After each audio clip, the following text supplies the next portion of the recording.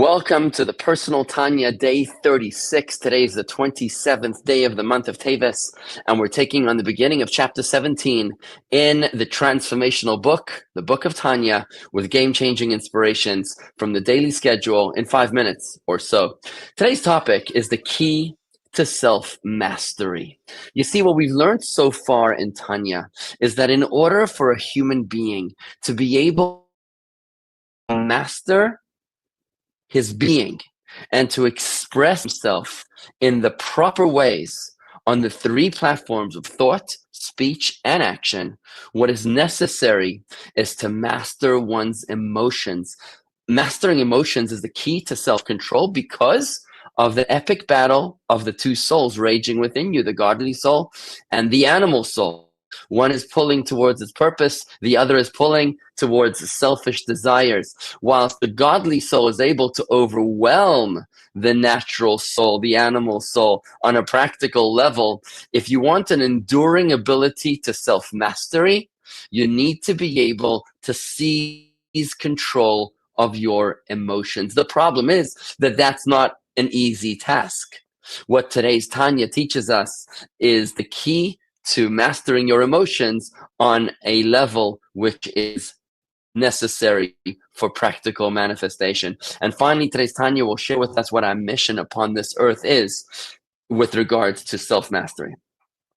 The way that Tanya does it today is by taking on the verse upon which the Tanya is founded, the verse in the Torah upon which the entire Tanya is based, which is Kikari v'elecha adavar ma'od, for the matter is close to you, b'ficha uvilvavcha la'asosoi, to master your thought, speech, and action. This is what it says in the verse, in the Torah. It's very easy for every one of us to master our thought, speech, and action. And the Alter Rebbe points out that there's an interesting discrepancy in the sequence of the thought, speech, and action, because normally when one's thought comes before speech, which precedes action. But in the verse, it actually puts it out of order. It says, first speech, then thought, and only after comes action.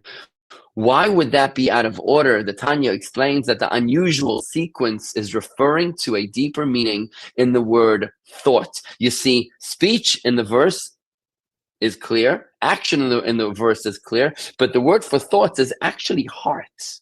Bilvavcha actually means heart. So besides for a literal interpretation of the verse that every human being is capable of mastering their thought, speech, and action, as we've already learned in the book of Tanya, because the mind rolls over the heart like light overwhelms darkness. But today, the Alter Rebbe explains that the meaning of the word thoughts, bilvavcha, can also mean emotions. And the sequence of the verse tells us that the emotions are such that emotions that lead to action. It says, bilvavcha la'asoisai. Emotions, feelings, which lead to action, is within the ability of every single one of us. We are all able to master our emotions, at least on a level that reaches practical control. Remember that the tzaddik is the person, the successful Jew, is the Jew who's able to master and control his emotions. But every single one of us is able to control our thoughts. And when we realize that we're able to control our thoughts, we're able to think about whatever you want. You can think about anything you want, and you can stop thinking about anything that you don't want. Remember, we learned this, that you can only think about one thought at a time. So if you don't want to think about something, then just make a decision to think about something else. Or you can focus to meditate upon something. So when you meditate upon something, what that's going to do is it's going to give birth to an emotion, whether it's a full-blown emotion because you're spiritually mature, or it's an immature emotion because you're spiritually immature, what the Tanya in chapter 16 calls tevuna, a conviction.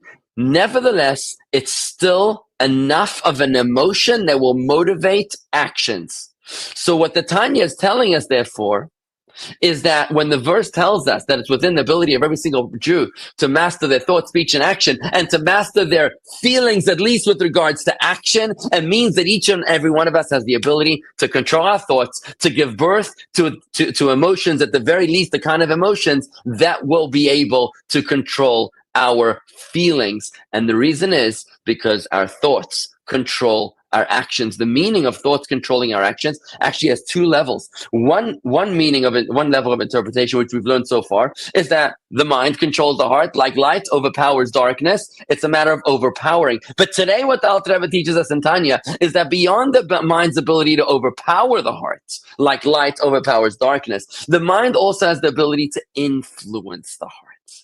That the brain can control how you feel, because when you meditate, you're able to create an emotion which will be enough of an emotion, the tavuna emotion, the conviction love, which might be a low quality emotion, but it's an emotion nonetheless, an emotion that's sufficient to help you reach self mastery. And this is the long method towards serving God as a Jew.